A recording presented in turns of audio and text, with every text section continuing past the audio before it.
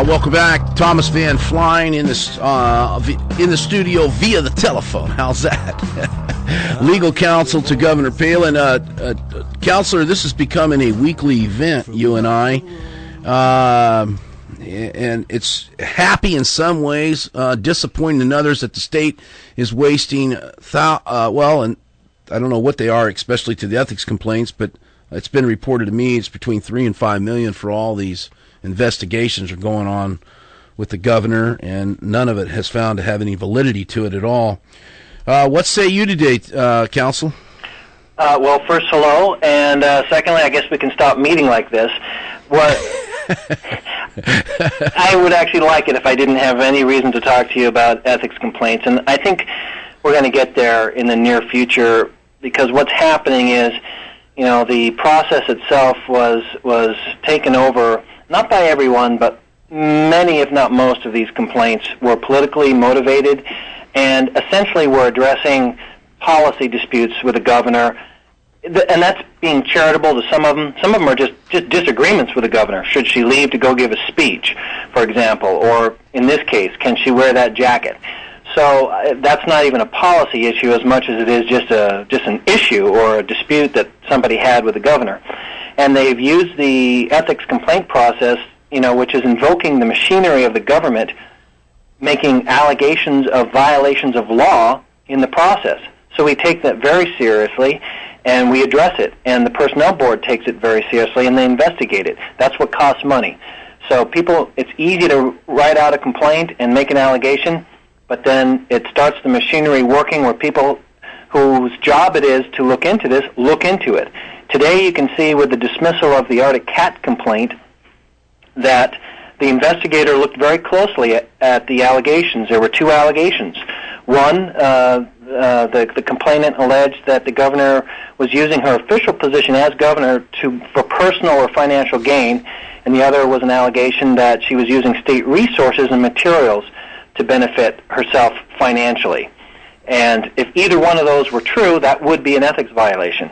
The investigator, again, looked at all the facts, interviewed witnesses, looked at documents, and concluded there was no merit to these allegations, that the governor has acted ethically and not violated any provision by wearing this jacket. And the conclusion from the report is, quote, there is no evidence that the governor's wearing of a Team Arctic jacket at the start and finish of the Iron Dog provided any financial or any other benefit to the Palins. It says here in the press release, it says, I also note that most jackets worn by Alaskans have a company name or logo on them. It's common to see jackets with logos of North Face, Patagonia, Eddie Bauer, Marmot. Anyways, it goes on. There's a bunch of lists. Indeed, it is more likely than not that any jacket that an Alaskan wears will have a company logo on it. So the fact that a person wears a jacket with a company logo on it is not evidence that the person is receiving a financial benefit as a result. To the contrary, it is the company that is receiving the benefit in the form of free advertising. Exactly. So if anyone benefited by the governor wearing this, it was Arctic Cat. But it's not that they planned that, though. This was nothing that Arctic Cat, planned or wanted. This was nothing the governor planned with Arctic Cat, and that was an express finding here. This was just somebody grabbing a jacket out of their closet and wearing it. Right. She's entitled to do. Now, everyone who buys skis or snow machines or motorcycles or cars knows that the manufacturers put their brand on their materials. Well, I had a problem with her wearing the Arctic jacket, and I was going to file an ethics complaint because it wasn't a Yamaha jacket. That was the complaint that I had, but I didn't feel that would probably be a good expense of state money. And it wouldn't have.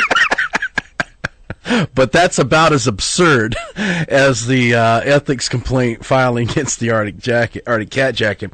It wasn't. This, I think, is the low water mark, or maybe the high water mark, of what I think we could demonstrate to be complaints that are abusing the process.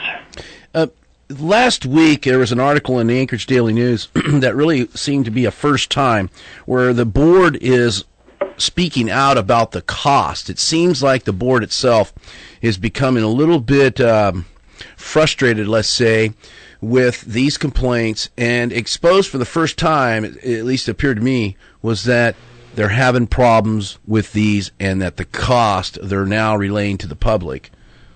Yeah, there's certainly discussion of that. I think the figure that was released was over $300,000 has been spent by the personnel board looking into these types of complaints.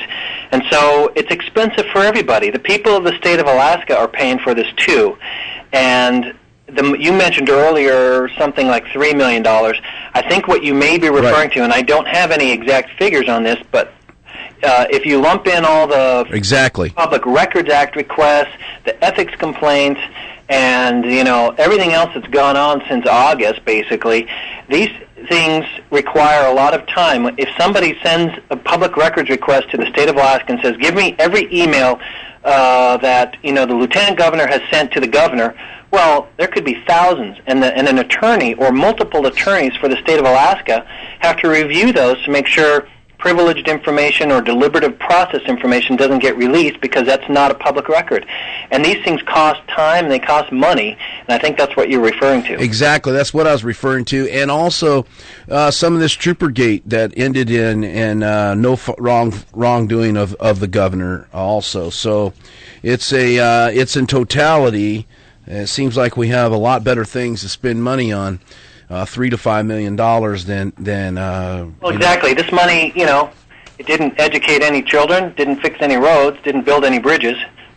You have to have, and it's all about a very, very minute, a small portion of the population that are really doing this and acting as if they are kind of representing a dissatisfied portion. I don't know if you heard Senator Bill Wielenkowski earlier. I asked him about filing legislation that would make it similar to a state rep or a state senator, the same privilege that he gets. That if I file a ethics complaints against Senator Wielenkowski and I take it to the media 10 minutes later, that complaint's thrown out. It was very evasive on whether or not that was fair for the governor.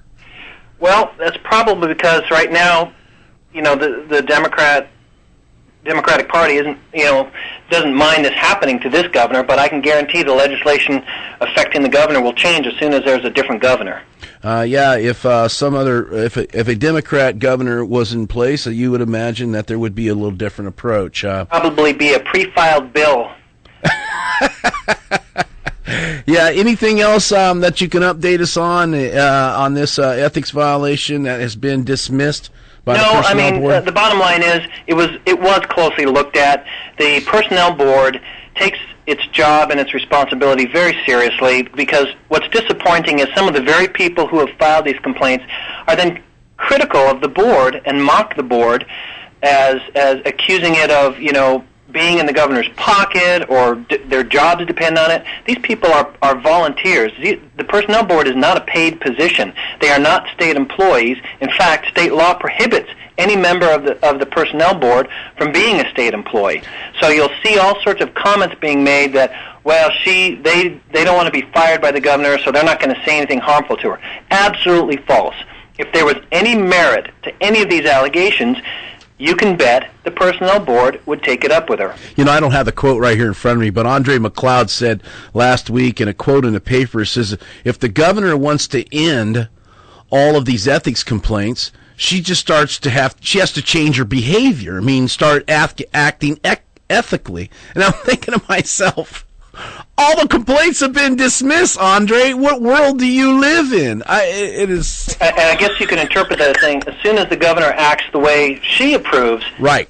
And that's not how this process is to work. And I guess I would like to close with that thought, and that is this: the Ethics Act is really important to the state of Alaska. We know firsthand that there have been very unethical public officers in our legislature and elsewhere. We need this act. We need to keep government open and ethical.